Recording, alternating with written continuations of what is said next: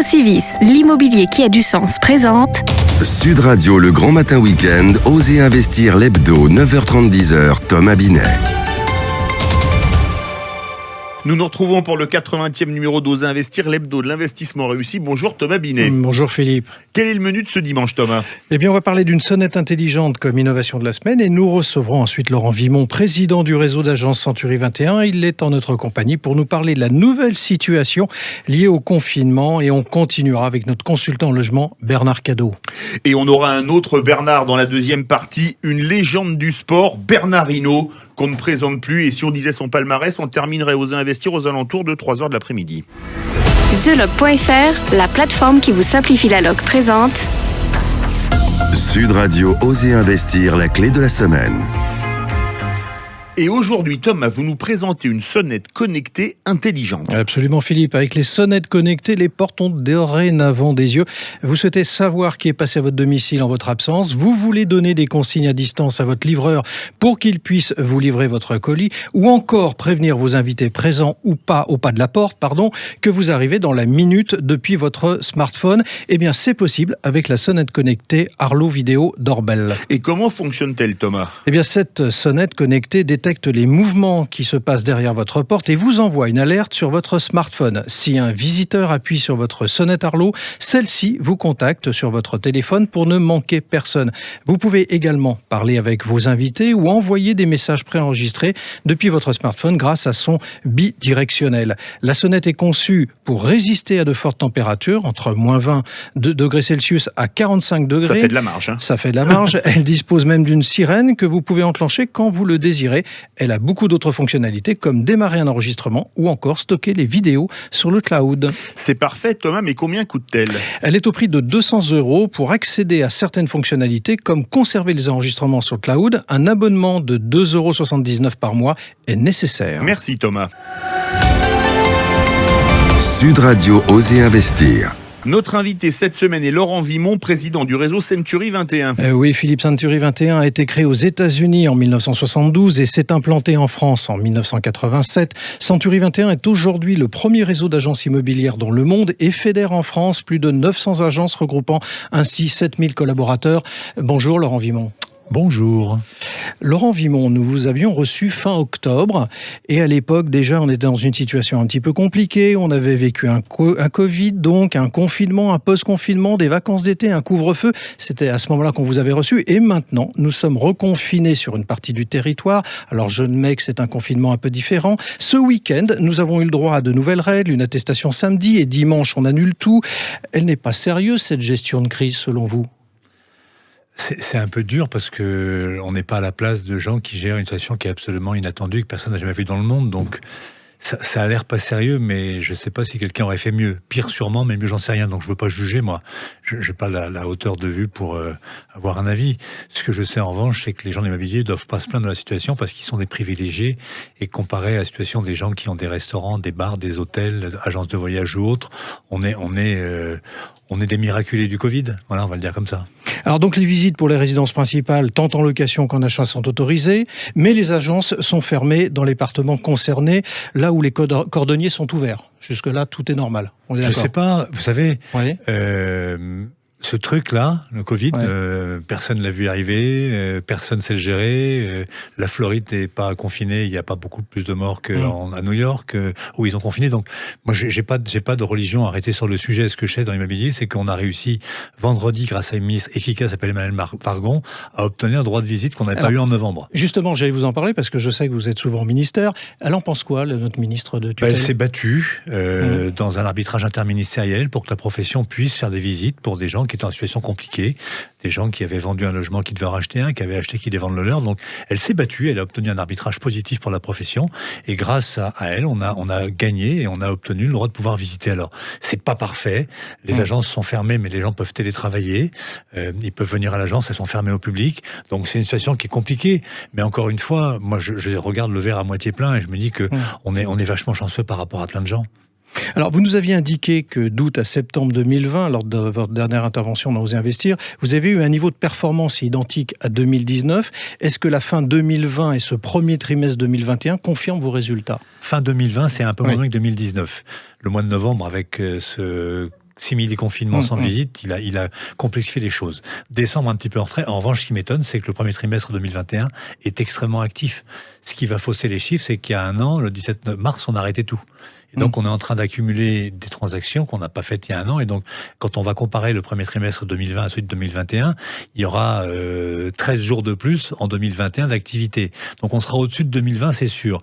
Mais ce qui m'a étonné, c'est que les mois de janvier-février, qui étaient des périmètres constants, eux étaient au-dessus de 2019, qui était une année extrêmement élevée, et 2020 aussi. Donc, le marché est un marché extrêmement porteur. Et ce qui est très amusant, c'est que c'est le retour en grâce des villes moyennes. Et donc, le deuxième trimestre va être exceptionnel, puisque l'an dernier, ça avait été fermé jusqu'à juin. On va avoir un deuxième trimestre royal. Alors, royal, ça dépend quand on le compare. Par rapport à 2020, par rapport à 2020. Oui, 2019, je ne sais pas encore, mais il est sûr qu'avec les mois d'avril et de mai qui avaient été en croix, le deuxième trimestre 2021, il sera de bonne qualité en termes de volume de vente.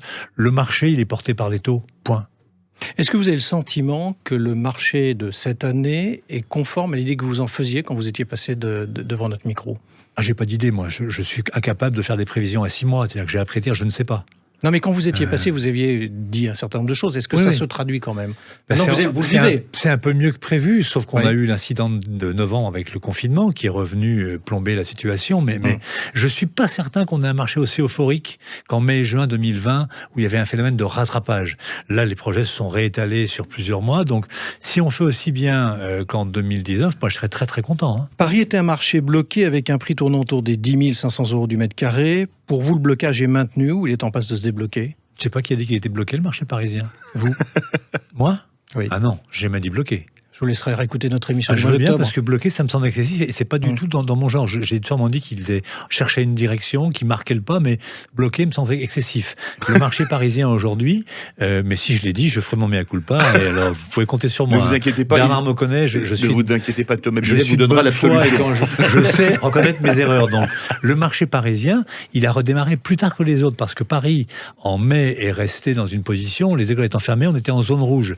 Et donc, les Parisiens étaient partis nombreux à la campagne en résidence secondaire, et ils sont venus tardivement. Et le marché, il a redémarré en décalage. Aujourd'hui, le marché parisien, il s'est calmé. Il est passé de l'euphorie, de la frénésie à un marché de raison. C'est-à-dire que les acheteurs sont moins en manque qu'à une époque. Il y a un peu plus de stock et les prix sont stabilisés. On m'a beaucoup parlé de baisse. Moi, j'ai pas encore vu beaucoup de baisse de prix à Paris intramuros. J'ai le sentiment que ce marché cherche une direction ou à la hausse ou à la baisse, mais que c'est pas encore arrêté et définitif. On parlait d'exode, à un moment donné. Alors, comment ça se là, je traduit, dis, c'est pas moi, c'est sûr. Oui, non, mais là, c'est moi qui vous le dis. Oui, on est d'accord. Hein. On est d'accord. Parce que j'ai contesté, moi, l'exode. On a beaucoup comparé les recherches sur Internet qui étaient des intentions aux actions et les achats. Et donc, les intentions sont pas les actions. Et par exemple, sur le site On est 21 France, on a vu 146% en plus de requêtes sur les maisons. Et dans les faits, on a vu 14% de maisons vendues en plus. Donc, il a fallu relativiser. Ce qui est certain, c'est qu'aujourd'hui, il y a un phénomène de gentrification volontaire. De gens qui quittent les hypercentres et qui décident, en vendant des biens qui sont chers, en prix à mètre carré, de racheter pour le même montant un bien qui est plus grand ou mieux placé, dans lequel il y a un jardin, des espaces verts ou plus de surface. Et donc, c'est sur des petites distances, c'est 3 à 5 km, c'est Paris-Centre vers la première couronne vers la zone couronne.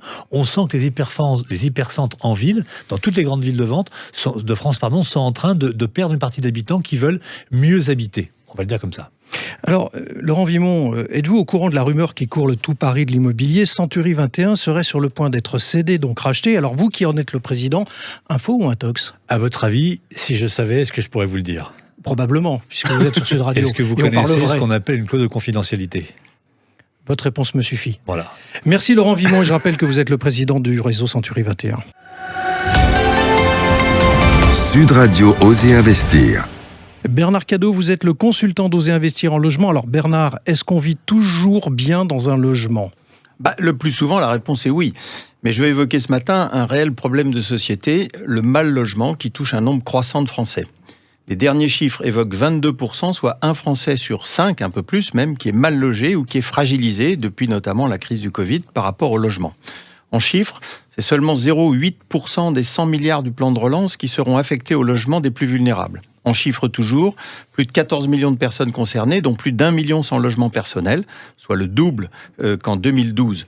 Plus de 4 millions en surpeuplement, plus de 3,5 millions qui souffrent du froid dans leur logement, etc. La Fondation Abbé Pierre, dans son rapport annuel, évoquait une bombe à retardement, sachant que la crise a aggravé la situation des mal logés et des plus fragiles. La situation financière d'un Français sur 3 s'est dégradée, et principalement chez les jeunes et chez tous les allocataires des APL. La situation économique et le spectre d'un chômage de masse rend pour beaucoup l'avenir incertain. Alors comment peut-on agir, Bernard ? Alors que faire ? Parce que c'est une chose de constater, de sensibiliser, et une autre est d'agir. Partant du principe qu'il ne faut jamais gâcher une crise, des réformes structurelles doivent être dès maintenant engagées pour pouvoir mettre en place un système pérenne.